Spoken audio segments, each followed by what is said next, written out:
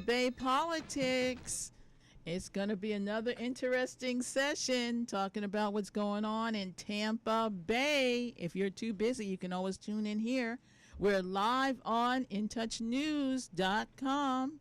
That's on Facebook every Wednesday morning, 11 a.m. And today I am so happy to have in the house one of those movers and shakers, native Tampanian, Mr. Victor Dimaio. Good morning. Thanks for having me. I Coming appreciate it. in. We appreciate you so much. You know, if anything important is going on in politics, Victor's in the middle of it. We try. Or he knows about it. We try to keep up. I don't know. We'll see. Hey, you know what? We always start in the beginning. Where were you born? Well, you're right about the native part because I was born in Ybor City at the Central Gianna Hospital, which is in far north of 7th Avenue.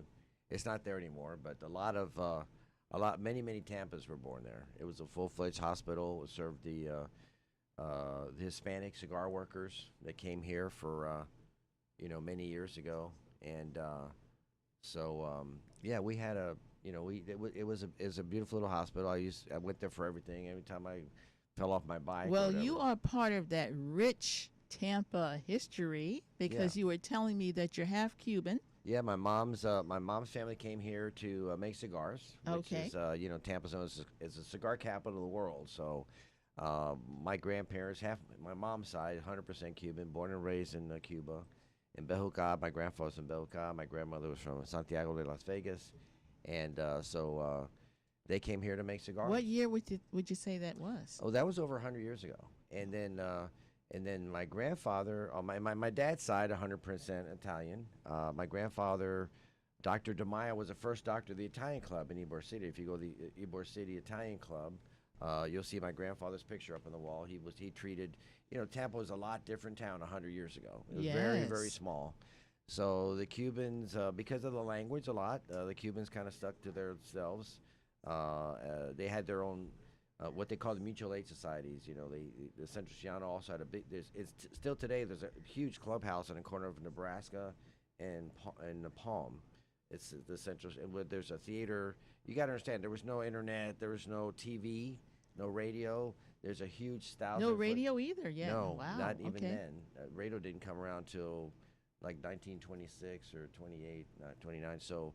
Back then, they went to see shows. They had Broadway, vaudeville, whatever you want to call it, type shows, and people would go to the shows. I mean, they'd read And if you come to Tampa, those buildings are still here. Yeah. Yeah. Centro Giano is still there, functioning. Centro Español is what we call Ybor Square. That was the Centro Español building. That was again. They all had theaters.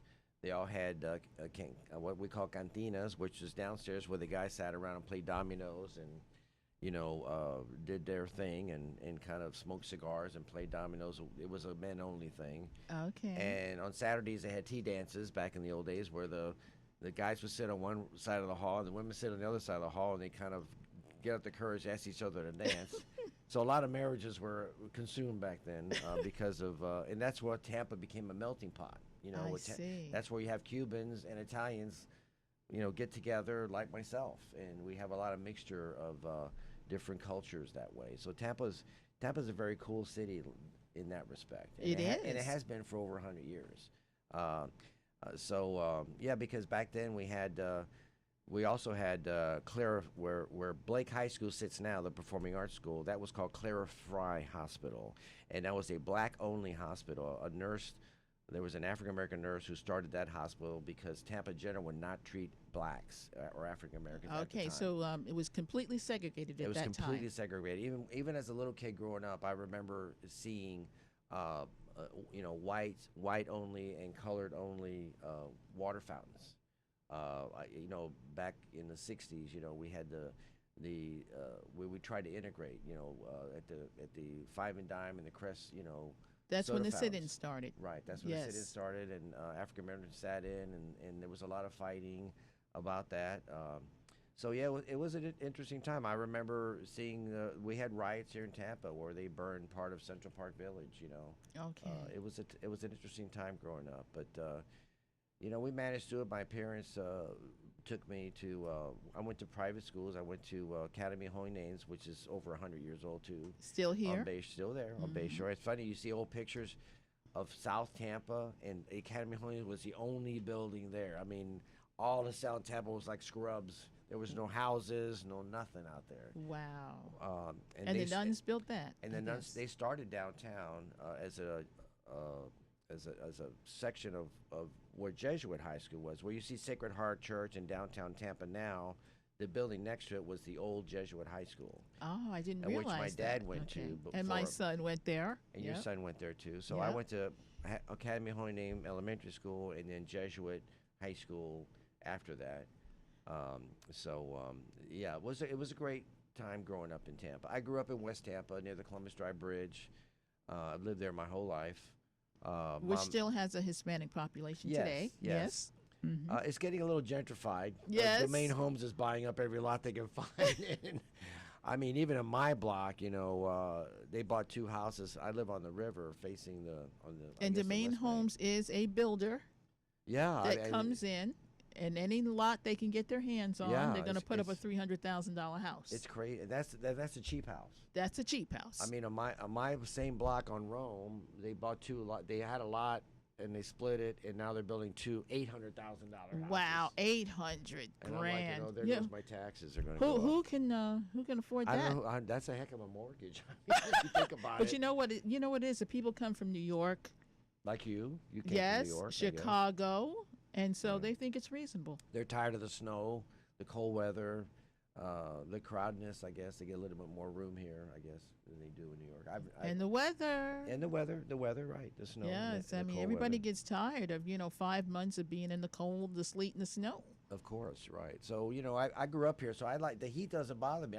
I love summer times. I love going into the Gulf of Mexico when it's like 90 degrees. It's like a steam bath. I love it too. It never gets old. And the cold gets old. And all the Canadians go back north with for the winter, like the birds, I guess, and they go back up there when it's warmer or cooler. So let's talk about Victor. What have you done for a living? So I started out, ironically, when I got out of Jesuit, I built cabinets for a living. I had a little cabinet shop, and then I went into remodeling. People, when you make cabinets for a person if you fix up a kitchen or a bath and build a cabinet, suddenly you've got to realize, oh, by the way, now you got to do plumbing work, electrical work, tile work. I bought a tile machine and I learned all those different trades by watching other people work. Oh, really? So you never became a general contractor? No, I could have done that. In fact, when I went to HEC, I thought about going to University of Florida in Gainesville, and they have what's called a building construction department, which is pretty big, and a lot of guys I grew up with here went through that program and got their contractor's license, and have been very successful in the business for many years. But and I liked it. I enjoyed it. It's tough work. It's hard work. Yes. I mean, it's great when you're young and you can lift stuff. When you get older, it's a little harder to lift. Yeah, because I had no idea you were a blue collar guy. Oh no, yeah. You see, if you look at me, I look like a electrician when I wear my tool belt and my other stuff. People say this. Well, you don't have your suspenders and you tie on. Actually, I do when I have my tool belt. I have suspenders to keep my tool belt from falling off. So it's kind of funny. You say that, but so I love it. I still dabble in it. I still do a little construction work here and there just to keep busy, But somewhere along the line, you got political. Yes, because even in elementary school, I ran for student body president. I was in elementary or high school? In elementary. In elementary. And even in high school, I ran for student council. But in elementary school, I was inspired. I never forget the day that John F. Kennedy got assassinated. The nuns came in, because he was the first Catholic president. And that'll get your attention. And we're Catholic, and somehow or other, the nuns that was taking care of us, said, John, and we all cried because we're kids, and we were traumatic events. He was their inspiration. And my mom and dad were very involved in politics. Okay. And that's how I got inspired. Did they run for office? My mom and dad both ran for office. My mom was the first woman in the history of Hillsborough County to run for her and Betty Castor, who became president of USF, education commissioner, who's still active today. My mom and Betty Castor were the first 2 women in the history of Hillsborough County to run for office because at that time it was all white men. Oh, I The county see. commissioners only had 5 county commissioners. They were Okay. all white men. There's 7 today. And there's 7 today. They expanded it. City council, same way, all white men. Yes. No Back African to that. Americans. Oh, there's one black guy on the Tampa City Council now, And the but county all men. commission, yeah. Well, because of redistricting, I could spend an hour talking about the '68 Constitution and how we went from multi-member district to single-member districts in the state. At one time, we only had, again, in the legislature was all white men, and we only had one Hispanic named Elva Martinez who was there for 30 years. But then you had to run a district, but you had to run countywide. And it's hard for a Hispanic or an Italian or Latino or even African American to win a countywide race because at that Even time, today, yes, it is. At that time, and you ran for office, so I ran for county commission. you I know- ran in a single member district, but and that was daunting enough. Right. And I personally prefer single member districts because it's smaller, it's easier, you can knock on doors. That's the purpose of single member districts, to encourage minority participation. A lot of that's changed. So in the '68 Constitution, the entire state of Florida changed from multi-member huge districts to smaller single-member districts, and then there was a proliferation of Hispanics, African Americans. I mean, just overnight, were able to draw districts to get. So you say by the 70s you had more Yes. inclusivity. Exactly. Yeah, and, Okay. and women even running. My mother was a pioneer with Betty Castor. Now, but did then your mother women- win? No, she didn't win. She ran Okay. against a guy who owned a trailer park out in Ruskin or something named Bob Lester, I think was the guy's name. Actually, he she ran. won. The purpose was there was a guy named Ellsworth Simmons. Ironically, my aunt was a Simmons out in Ruskin, and he was involved in some huge voting machine scandal. They took all the old time we had those old clanky voting machines like they have in New Yes, York, where with the lever. the levers and all that. And somehow they got those and painted them and shipped them to South America. And these guys were all on the take. It was a big scandal. I could spend another hour doing that show. And that also led into where the other 3 commissioners went to jail too. So That Tampa's- was in the 80s, right? That was in the '80s. Okay, we had several county commissioners who were yes. just hauled off to jail. Right. Again, all men. All men, white and that men, was and a they- bribery It was a case, bribery right? scheme, right? Yes. So to fix zoning cases, and that's when women at that time women were getting more involved in politics. I think they just saw an opportunity and So they wanted Betty to serve. Castor started it off in what year? This was would in you the say? mid '70s. In the mid 70s. And her daughter is now a representative. congressman, Yes, our she's a congresswoman, I should say, congresswoman. yeah, Yes, she is. for our area, for Tampa. But Our- Betty Castor went on to. Well, she she's served. done She was so president many. of USF. She She was was- commissioner of education. She was a senator in Tallahassee. She served us in the Senate. Florida Senate. And she Okay. served in a county commission. Yes. My late father. Illustrious career. Yeah, my late father encouraged her. She said, should have run for school board. He says, no, run for county commission. So that's what happened. Okay. And then my mom ran too. So, so my dad ran for city council back in the early 70s when Dick Greco was mayor, I think the first time. He didn't win either. But, when your parents run and you're out there knocking on doors and, handing out cards and whatever, you kind of get the bug. Yes. And that's how I got the bug. And back then everybody was a Democrat. There were no Republicans anywhere. It was all for 50 years the Democrats controlled the whole state. the governor's mansion, the cabinet. We had a larger cabinet back then, which was a result. Actually, that came because of Reconstruction, which is another hour show. Why the system of government in Florida was set up the way it was. But so yes, it was very white, very male, but that's changed dramatically. And thanks to people like my mom and Betty Castor decided to do it, and guys like my dad encouraging them to do it. So it's very it's a lot of fun growing up in a family that likes politics, because we went to all the spaghetti dinners, all the fish fries at McFarland Park, and growing up and. That's how you got the word out. There was no Yeah. internet. No, there was no internet. There was TV. People would buy TV ads, but it wasn't a big thing. And this is really hand-to-hand combat. People Right. knocked on doors. They put up signs. They met people. Tampa was a smaller town. You can kind of know everybody else.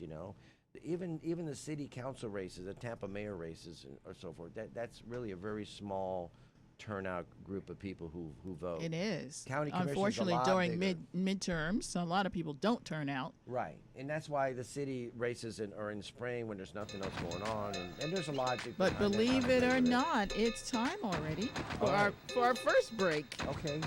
Yeah, so we got a lot to talk about Tampa Bay politics.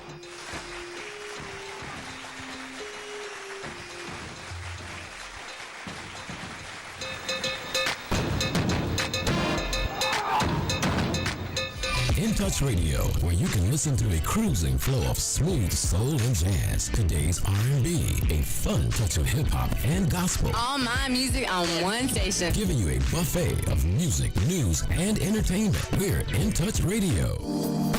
Hi, this is Angela Birdsong with Tampa Bay Politics. And not only can you catch us on InTouchNews.com every Wednesday at 11 a.m., we now have a website at TampaBayPoliticsPodcast.com. We are on Apple, Google, Spotify, and Stitcher, which you can log in at any time and listen to Tampa Bay Politics.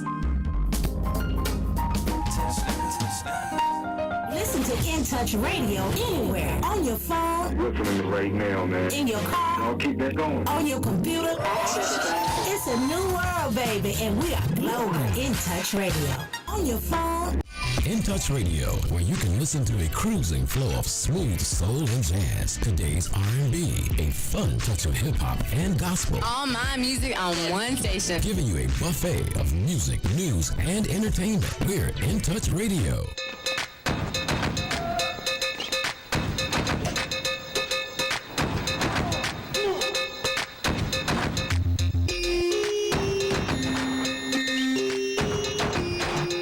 Okay, we are back with the man of the hour. Today, he's Mr. Victor Dimaio.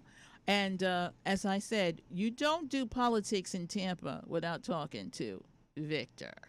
Well, I don't know about that. Now, you were the president of a little group called the the Tiger Bay Club. Yes. Tell us I about was, Tiger Bay. You know, one of the things my parents did was take me to all the Tiger Bay clubs meetings because it's Tiger Bay is it's kind of a political debate club. It's been around for almost 40 years now, and Is that unique to Tampa? no, it's not. There's Tiger Bay clubs in Tallahassee, Miami, Orlando. They're around the state. I think we were one of the first. Okay. And it's an opportunity for just average folks to get, to see and hear and face politicians, close up. A And lot of ask times them they get in there to questions, bubble and they yes. don't, they want to hide from answering tough questions. And of course, Tiger Bay's known. The reason you get the whole idea of the tiger is the toughest question gets a little baby tiger, stuffed tiger award. So it's a good, and politicians were more open to doing Tiger Bay in the old days. Now it's a little tougher. They're getting a little scared. They want to stay in their bubble and not be asked tough questions and get And be on Facebook. and be on Facebook. Yeah, of course. Yeah, I mean, So- there's always someone with a camera in the room. Yeah. And Yeah. nowadays there is. Yeah, back then it wasn't as much, but nowadays it is, and you don't want to be caught in a gotcha kind of question. And since it's open to the public, you never know what's going to happen. You Some don't know who politicians could are be great there. like that. Bill Clinton was one of those people that loved town halls because he would just take any question. I mean, And it is kind of a town hall forum. it is it's a town hall type forum, And it is bipartisan, so It's you can have bipartisan. Democrats as well as Republicans Yeah, in our the room. board is made up of half Republicans and half Democrats. We switched parties for presidency. I was when I was up for president. It was the year for a Democrat to be president. I see. And after me, there was a Republican, and now Tom Scherberger, who worked for the Tampa Tribune, Tampa Bay Times, and now then for Pat Frank. He's now retired, and he's our full-time president of the club. I see. And we've moved to the we've moved around. We were at the Wyndham for a while. We were at the Strass Center for a while. Now we're at the Cuban Club in Ybor City. We do live shows. I formed a partnership with the TBIE TV network here locally that does all the school board meetings. They actually have two channels. One channel is strictly devoted to the Hillsborough County school system. The other channel is just general programming. So I wanted a place. I could have gone with Bay News 9, but I wanted some place where if we go over 20 minutes. You know, Oh, they I would see. tape the show, and we would have the whole show aired. So that's been a great partnership now for about 4 or 5 years. They even keep all our shows on their server. So if someone wants to see a Tiger Bay meeting, where do they go? They go to Tiger Bay, Tampa Tiger Bay Club on Facebook. We actually before we did the live shows, we aired the shows, because the last year or so during the pandemic, Correct. all of our shows were done on Zoom. We fortunately had great sponsors that kept the club going. That paid for the production cost. Now that we're going live, we're going to go back to the tape format because we want to encourage a live audience to come. The Now you show's also still had there. candidate forums, right? That's one of the gut things of Tiger Bay is to have candidates face off and debate. And we've had a lot of really good debates. We've had individual people. John Morgan's a great. He does a whole show by himself. He's a great speaker. Now John Morgan is an attorney Yes, from Orlando. with a big, humongous law firm, We got him in, and he did a and great. He's his done several big couple shows thing for us. is cannabis. He was he got the legalized pot. Now his big thing is the $15 an hour vote. That's Okay. something he's pushing right now. That's his latest cause.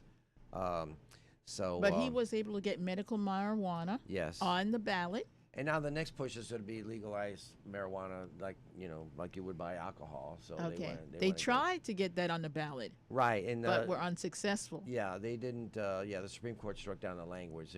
We have a process for that. So Which yeah, would have so- probably been a big thing for the midterms. yes.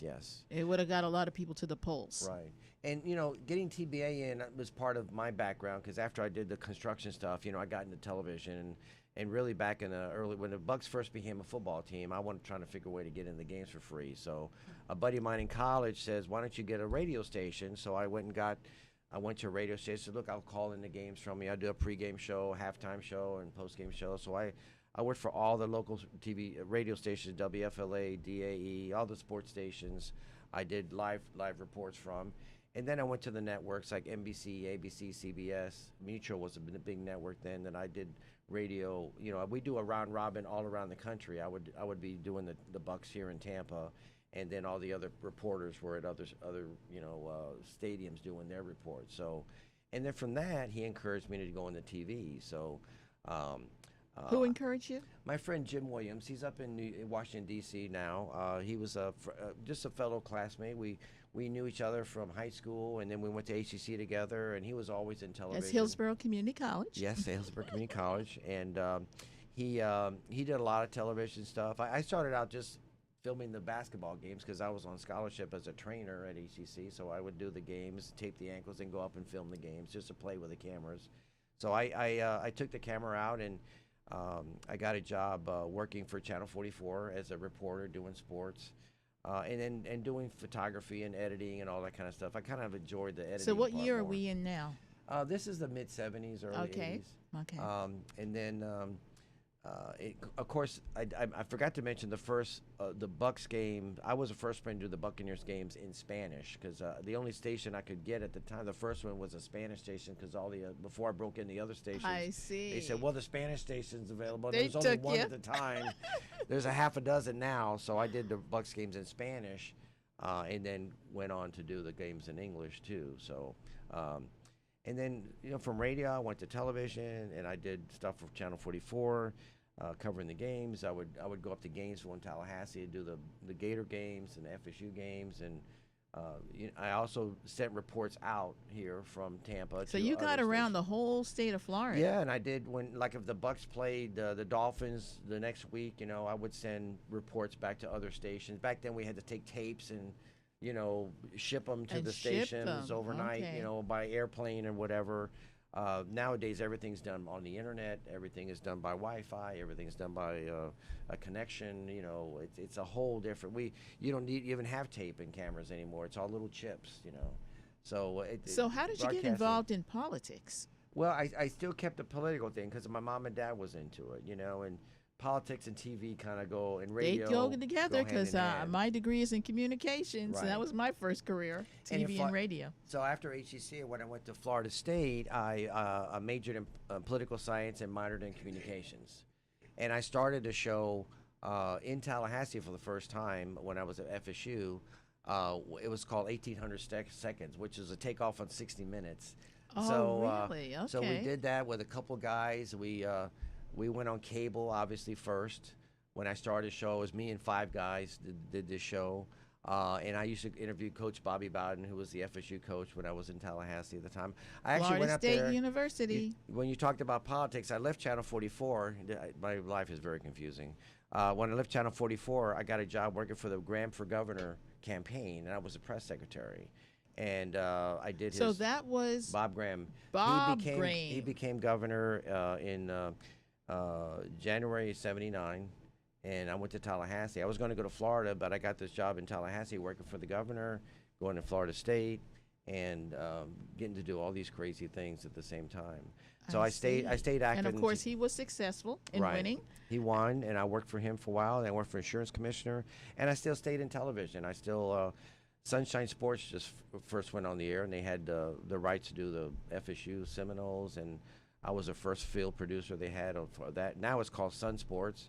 It was called Fox. It was Sunshine Network, then Fox Sports, and now it's called Bally Sports. And they're the ones you see that do the race games and the Lightning games. I see. So I was part of that TV network that was really formed by the cable companies in Florida because they wanted programming. They wanted to sell cable, so they needed that extra programming to get people to buy cable. Right.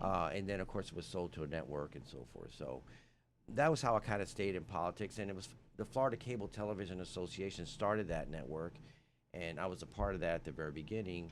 And then they branched out and then sold it. And now, people always think of that as being part of. They don't think about the beginnings of why that was formed.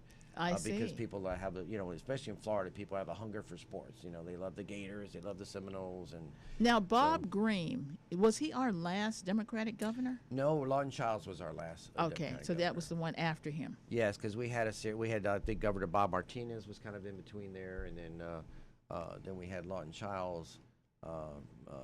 Actually, we had I take it back. We had the Bush, Jeb Bush was going to run Okay. for governor. It was a plan for Jeb Bush to run for governor and then president, but his older brother won in Texas, and Jeb lost to Lawton Childs. I see. Lawton was the last of the old Southern cracker Democrats that appealed to the middle of the road, conservative Republicans and independents. Now What year was that, would you say? Oh Lord, you would ask In me the that 80s? question. No, it was later. It was as much later. 90s. Yeah, because we haven't had a Democratic governor for over 20 years now. Okay. It's been almost 20 years. And of course, the legislature went conservative too. Once the Republicans controlled the legislature, they were able to do redistricting and make the districts such that I see. And so it's been tough. That's why I say it's going to be tough for the Democrats. And now that the redistricting is right now, we did. I was part of the 1990 census and 2000 census, and once those numbers come in, then every state, even the county commission, city council, all the districts every 10 years are redrawn according to however those bodies decide they want to do it. So Well, when we come back after gonna the be next tough. break, we can talk about how you think redistricting is going to affect us. yes, it's a Because big as you deal. said, it's now. It's a big deal. It's a big deal. Yes. And it's going to start by September, we'll know, right? Yes, because they have to do it by a certain time period to get approval by the Supreme Court, and maybe if it gets appealed to the U.S. Supreme Court. So it takes a while to get it squared away. But we can talk about that. That's a big Now, we part. can talk about the big governor part we of have right politics now. is redistricting, right? Yes.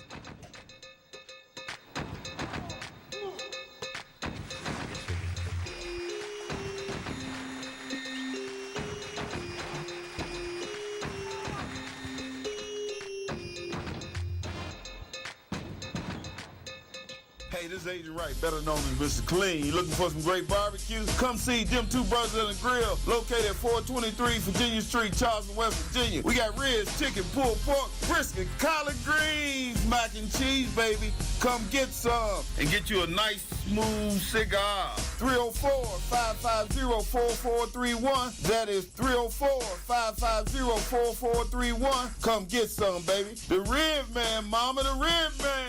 We're playing your favorite old school.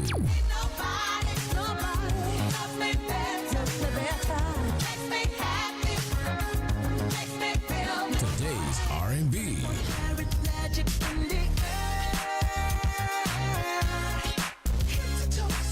With a smooth touch of jazz.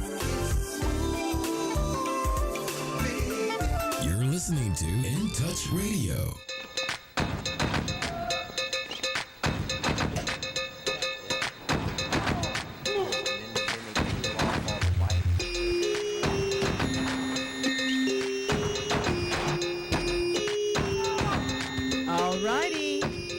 Wow, we got a big topic on the table right now because we just had the census. Yes. The numbers are back.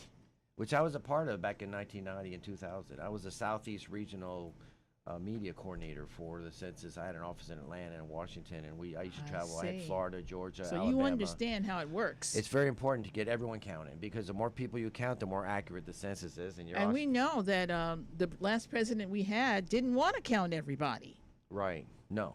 Well, that there's obviously reasons behind everything, and then right? we know why he didn't want to count. Well, everybody. they didn't want to count African Americans. They didn't want to count Hispanics, because that's right. That's going to dilute their power. So yes, it's not brain surgery to figure out why they did not want African Americans. And they wanted to shorten the amount of time. Right. To actually count people. Right. But now we have the numbers. Right. They are back. And like you said, every single legislative body. Everyone. Right. Every single one. That's our county the Congress, commission. The Florida legislature, even now, all the way down to the city council and the county commission. All of our districts are going to be redrawn. So, yes, I think we'll have fairer districts in the city and the county because, especially now, in the just county so you know, Hillsborough County is a blue county, one of the few in Florida. But 10 short years ago, I formed a coalition with actually some Republicans and Democrats in Hillsborough County to form a Hispanic district. And we actually at the time had Les Miller supporting us because what's happening is Miller was our former county commissioner. Right. And the reason being because the Hispanic population is growing and the African American population is shrinking. In the city.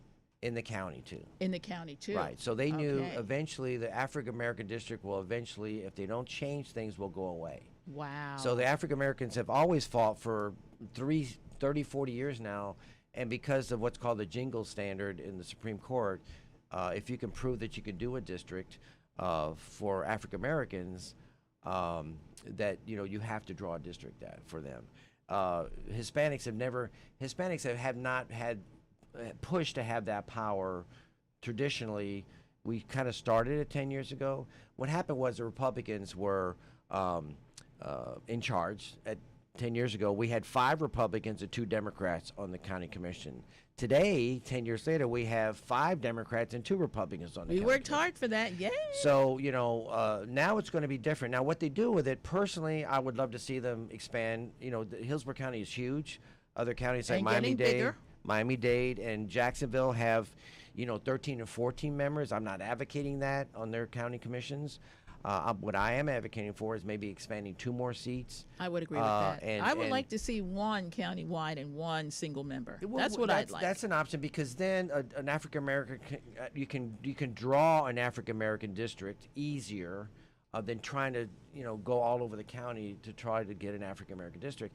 Same thing with the Hispanic district. 10 years ago, we proved we had maps drawn from a guy, probably one of the most leading authorities in the United States, Dr. Darrell Smith at the University of Florida in Gainesville, who's an expert in this. Yes. He didn't know anything about Hillsborough County. He came and drew a African-American district and a Hispanic district. Okay. And showed it to us. But the Republican Party, who was very much in a driver's seat 10 years ago, they said, we don't want that because even though the Hispanic district would probably be Democrat, there's a shot that it could be Republican too. Especially with Cubans. Right. So, but I knew that it would be a Democratic district, and they knew it too, because the old Hispanics in West Tampa and Ybor City, and even in Town and Country, are mostly Democrat. Okay. In Town and Country tends to where you go into the Hispanic Republican. And you said Cubans is right. They still can't get over the 1960 losing Cuba and the Bay of Pigs and President Kennedy not giving America. That's another 2-hour show. And that's Miami. And I can do that because I've been to a dear friend of mine, Al Fox, who's taken me to Cuba about a dozen times to visit my grandparents' homeland. The politics is very unique. We could really do a whole hour show on just Cuba, Tampa, the United States, and the policy of Cuba, and how it intermixes with Democrats and Republicans. That's a great show, but we don't have time for that now. But if you want to have me back, we could talk about it. We can bring some other people in on that. But frankly, and I'm hoping, and I don't know what's going to happen now.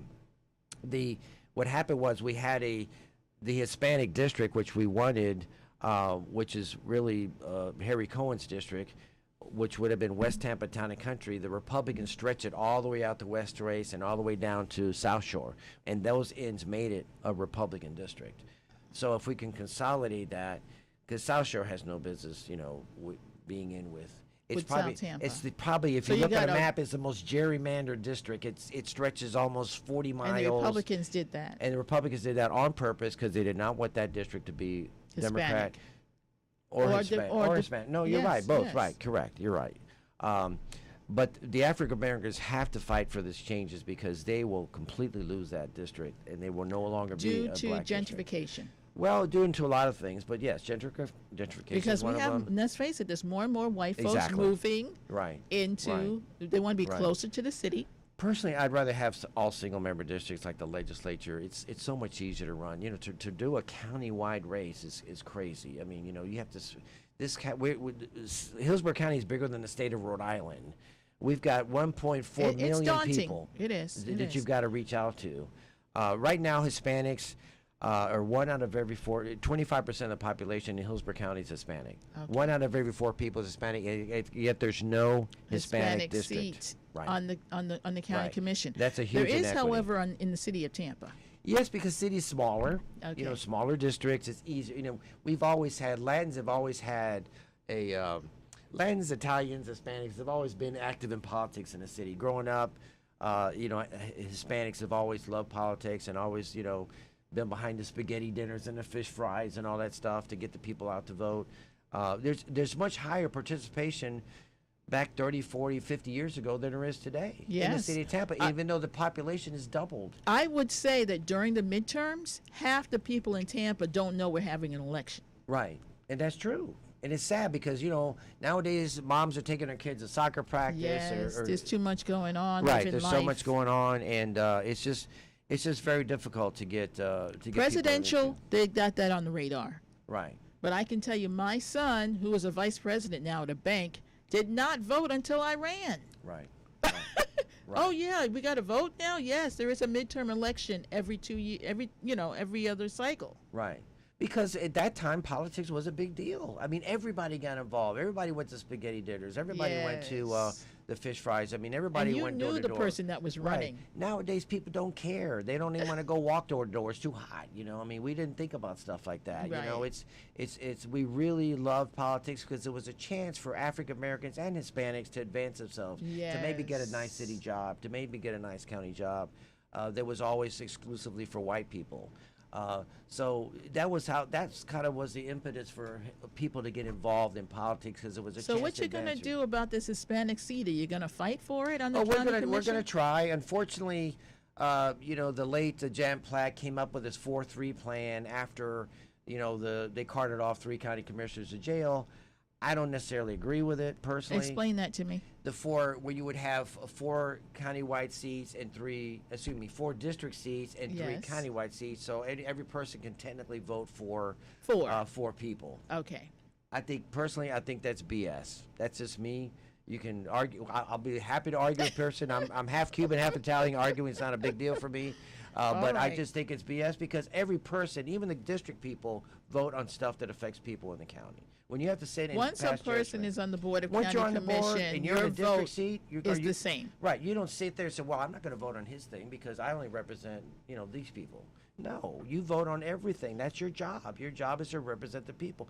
Yes, you look out for your people in your district, but you have to vote on stuff that goes on either in the city, all county, citywide, or in the county, countywide. So the legislature is single member. I'm not saying it's a great plan. The Congress is single member. The legislature is single. Well, Senate, the legislature is not serving us well right now. well, but the Congress is single member districts. There's no multi-member districts in the Congress. There's no multi-member. Now, with this redistricting that's going on, it's going to work out okay for Hillsborough County because we're blue, I would imagine. Yes, well, yes, but still, there's debate amongst Democrats on what to do, on how to serve these districts, and what to do. I mean, even Harry, Harry would be in peril. Harry Cohen. If his district becomes Hispanic, where's he going to go? You see, I think that's why I think you can draw a district of South Tampa, Harbor Island, Palm. There's a district that could be like that. Okay, part of so Tampa. South Tampa would be our hoity-toity. Yeah, that'll be our rich. blue blood district. Okay. And then we could have a tighter African American district. We could have a tighter Hispanic district. And Where would you consider Hispanic? Oh, someone's calling.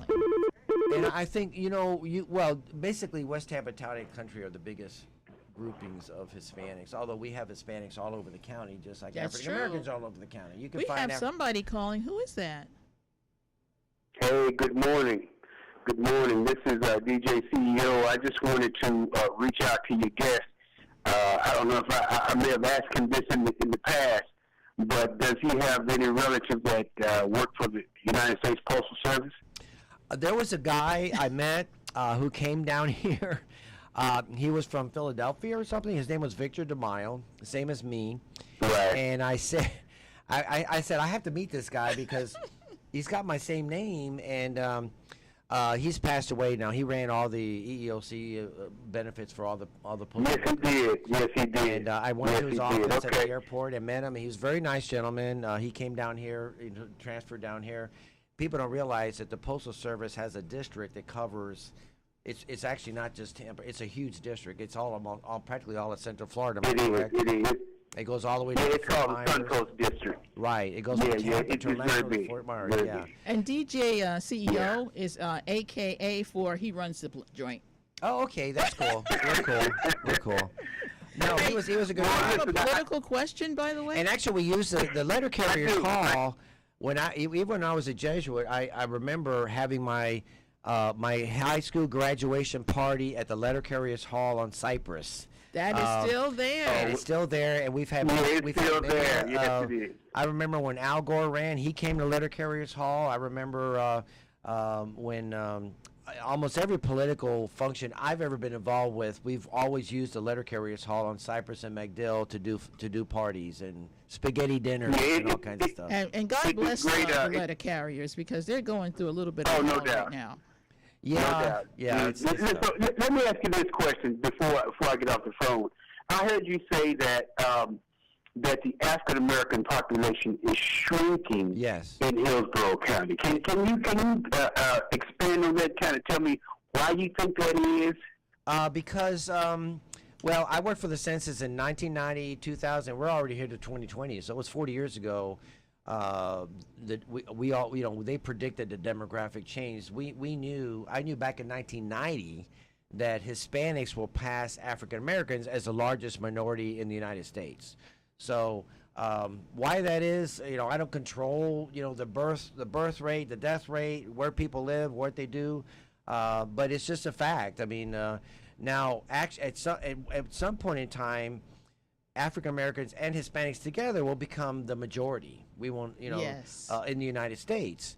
But as far as proportionally in Hillsborough County, I can tell you that Hispanics have passed blacks, just like they have nationally, as a larger chunk of the population. And that's why we fought 10 years ago more. I'm not saying they're shrinking 100%, but they're as a proportion between Hispanics and Right. whites and African Americans. They're still there. They're not going away. No, they're not going away. But do you see us acting on an immigration policy? I'd love to see that happen. We need to get an immigration policy. I mean, it's a disaster. You know, what's funny is the great god of the Republican Party, Ronald Reagan, had an immigration party that provided Policy. amnesty. They called the big A word that Republicans hate to say. Yeah, I had a but, you cousin. know, She took advantage of that. Yeah, She I mean that born was in Barbados. there were yeah. 13 million African Americans, Hispanics that came, well, mostly Hispanics, I believe, but they became part of the U.S. citizenry or whatever you want to call it, because of the Reagan plan.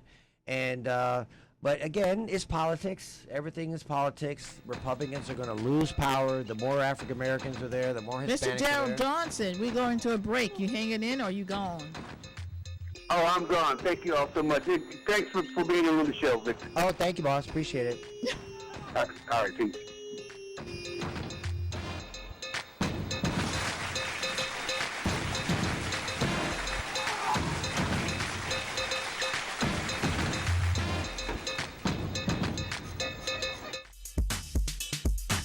Hi, this is Angela Birdsong, and during the week, I'm affectionately known as the Medicare lady. Do not try to navigate Medicare without me. Please call me at 813-476-4837. I also do life insurance, and I will help people who are Medicare, Medicaid. Once again, 813-476-4837. 4837. In Touch Radio, where you can listen to a cruising flow of smooth soul and jazz, today's R&B, a fun touch of hip-hop and gospel, All my music on one station. giving you a buffet of music, news, and entertainment. We're In Touch Radio. When it comes to reality radio, everyone is a star. Shining star for you to see what your life can truly be. On your smooth soul and R&B station. On the World Wide Web. In Touch Radio.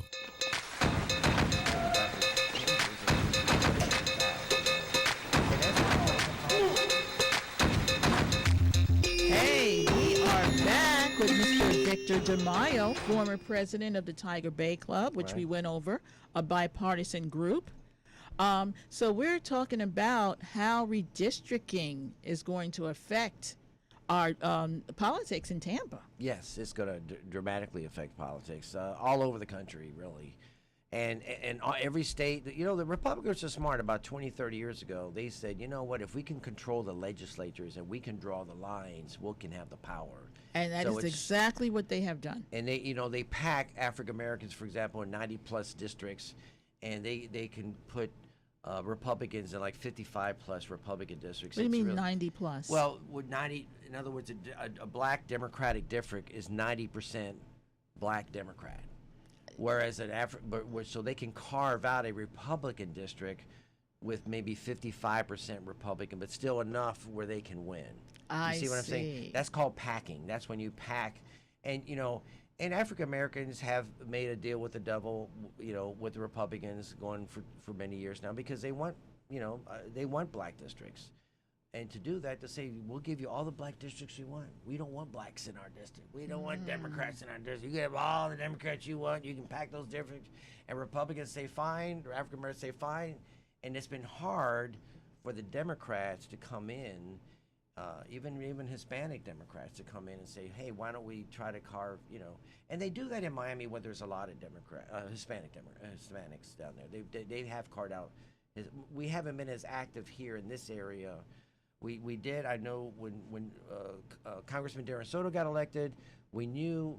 In fact, we are going to get, I think, 1 or 2 congressmen because the population of Florida. And are those new seats going to be Democrat or Republican? Well, that remains to be seen because, you know, for us to gain it, you know, the number in Congress is set at 400 something. So for us to gain a seat here in Florida, New York's got to lose a seat, or New Jersey's got to lose a seat, or I see. So that they have to lose a seat for us to gain. And a I seat. believe New York will be losing a seat. New York will be losing a seat, so they're going to have to scramble all their seats up for us to gain a seat because in the population, even though it's growing, and we talked about that before we went off the air for the break, is that yes, the population is slowing down. Women are not having as many babies. They're not, you know, growing up, you know, was unusual for my dad was in a huge Italian family of 9 kids, but that's very rare. I mean, you don't However, see we have incoming from New York, right Chicago, for different reasons. Climate, Canada. Right. We're a low tax state. The weather's nice. There's a lot of reasons people come to Florida. There's a lot of cranes in the air down here. Right, and we've got a lot of building going up. We do a lot, and also but there's people that come from the Midwest. The people from New York tend to be the people that have the money to pick up and leave tend to be more conservative when we're business people. New York tends to be more. Miami's always been a southern branch of New York. They tease. I have a lot of friends. New York in the New York in sunshine. the sunshine. But a lot of people from Tampa on the West Coast come from the Midwest. From Chicago, Ohio, Pennsylvania. Those areas tend to be more conservative. The people who come down here. So Florida is really a very tight mixed bag of voters. Whether you're looking Represents the country. it's our elections here are hairline thin, and I know they want to say that we're a red state, but we are not. We're still a battleground. We're I a would say state. purple. We're a Yes. little purple, yes. I mean, look, Barack Obama won Florida in 8. I never in my wildest dreams thought a guy named Barack Hussein Obama, who's black, would win the statewide twice. Yes. So it's possible. He had the message. He had the message. He was dynamic. It's also look, if you're in politics as long as I have, which is going on half a century now, you see that the pendulum always It swings back and forth. And you know what? I know. think that our governor could possibly be a one-termer. It could be. Look at I never. Look what it took to DeSantis. be. He's out of control. Yeah, I mean, look what it took to beat Donald Trump. I mean, Donald Trump. Yes. I think Donald Trump still to this day has a lot of support. But the largest growing piece of the electorate is independents. Those, Yes. if you run for office and you're a Democrat, you're going to get 40% of the vote. And if you're a Republican, you're going to get 40% of the vote. So it's that It's middle. those people in the middle, what that little 20% that all of us are fighting for. Right. And what people don't realize when you study it like I do in politics, that middle is really not independent. There's really Democrats and Republicans in there. That don't want to say They don't who want they to are. say they're Democrats or Republicans, right? So the real independence is a real sliver. Yes. And they are the ones that decide. They're the 1, 2, 3, 5% that decides all elections. Yes. So, Because I lost my election by 4 points. Right. There you go. There's that 4. That's that spread. If I could Exactly. have gotten a few more points. Right. So we spent all of our money trying to go after that 1 to 4% to win. And every guess election. what? Every single time the governor's race has been 1% or less. Right. Andrew Gillum lost by here. Look at Bill Nelson, who was our senator for decades. Lost Runoff. to Rick Scott. Had to fight for every vote. Right. So so politics is why is politics important? Because they have an influence on our everyday lives. Even people that don't even think about voting for judges can take your kids away from you. They can decide That's right. whether Judges are important. Judges are important. The state attorney's job is important. Just all those elections off. Even city council is important. County commission is important. As a matter of fact, I would argue that they're more important than Washington. All that money They affect your lives. Right, because all that money you pay in the taxes every year, they are the ones that decide how it gets spent. And Yeah, because I'm still very angry that we got the transportation sales tax on the ballot, collected, what, $500 million? $500 million, yeah. And now we have to return it because of one Republican and because Tallahassee is trying to run our local governments. Well, the entire Florida Supreme Court is 7 conservative Republican judges now. And that's why the U.S. Supreme Court is flipped more Republican, because Donald Trump got I never dream in one short term he appointed 3 judges. He did. Can you Unfortunately, imagine? Ruth Bader Ginsburg died Right. at a very bad moment in time. At a very bad moment, and one term Donald Trump, 3 conservative judges, and in all of our lives are going to be decided for generations on a multitude of issues by those. Unless they put more judges on the court. Well, let's see if court packing, which is what they call it, I mean, That word doesn't scare me. we didn't have we didn't have, actually, for years we didn't have this many members of the Supreme Court. Even in Florida, even county commission only have 5 people. Now there's 7. Now I'd love to see them go to 9. Same way with the courts. We had a 5-person court in the U.S. for many years, all the way through Reconstruction, and so yes, can we add a couple more? Maybe. I mean, Republicans will really use that. They'll be howling bloody murder, but Right. That's the way life is, and the Congress is so tight. The U.S. Senate is actually 50-50. Yes. The vice president has to come in and break that tie. There's 50 Democrats and 50 Republicans, so that's how tight our majority. Thank God, is. because of a woman named Stacey Abrams. I wish she could come to Right. Florida. We need to hire her. I don't care what she wants. We should pay her anything she wants. Come to Florida. Help Just do register what you people. do, girlfriend. It's true. Because she knows what she's doing. And we got we have a new chair of the FDP. I supported Manny Diaz. We have a new chair for the Florida Democratic Party, yes. and he is Hispanic. Yes, and So he's a how very you dear feel about friend. Manny? He's a very dear friend. I support him even over our local chair who ran at the time, Ione Townsend, because I knew we needed someone that speaks fluent Spanish to go after that 25% of the population to figure out what to do with the Cubans. Unfortunately, Miami was a hole, like a sieve, and Right. the Republicans came in, got on Spanish radio, Right. said the Democrats are socialists and communists, Right, we're communists. and right. they did it for months. Right, and we didn't respond. And that's being Hispanic, being half Cuban. I'm also president of the Hillsborough County Democratic Hispanic Caucus. Yes. Which we've met for a year now. Thanks to my friend Jerry DiFabrizio, who owns TAMPA Tile. Hey, he's my new booking agent. Yes, he's your new booking agent, and he's here with us in the studio today. God love him.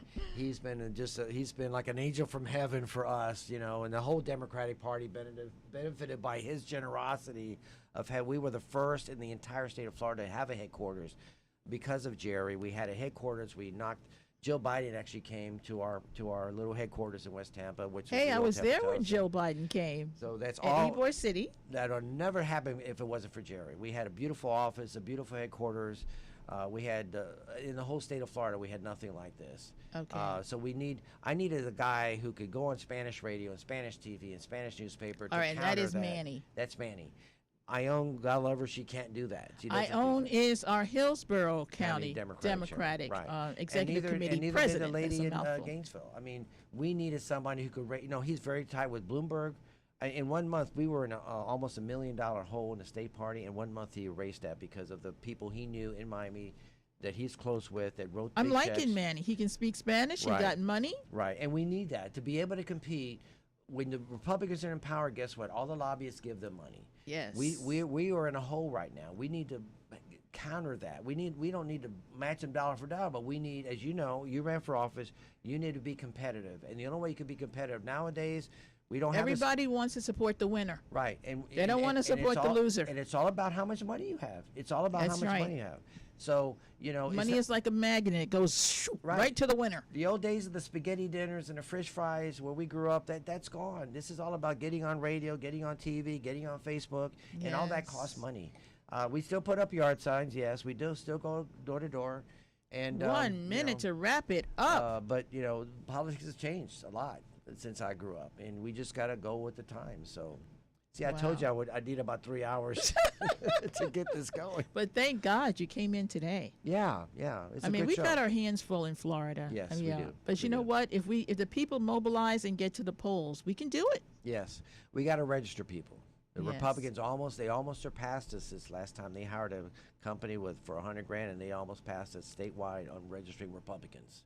Wow. So Well, they didn't believe in COVID, so they just kept door knocking. They kept doing it, but we have to do that. We have to register voters. Democrats tend to be more mobile, they be more diverse, and they move around more. So it's tougher. And we for got to get Democrats. rid of DeSantis. He is a horror show. Well, look, if Obama can do it in 2008, if Obama can do it in 2012, we can do it now. We just got to have that kind of inspiration, that kind of money. Obama outspent the Republicans. People don't realize that. It wasn't a matter of just being a dynamic. He outspent the Republicans in 2008 and 12. We can do So this. we need to do that too. So Is this thank the you. end of the show? It is. Oh, man. Anna, our female engineer, says we're over. Okay, I guess we're out. We got to say bye-bye. Thank you, Victor. Thank you very much. Appreciate it. I had fun. It was All fun. right. Thanks for coming.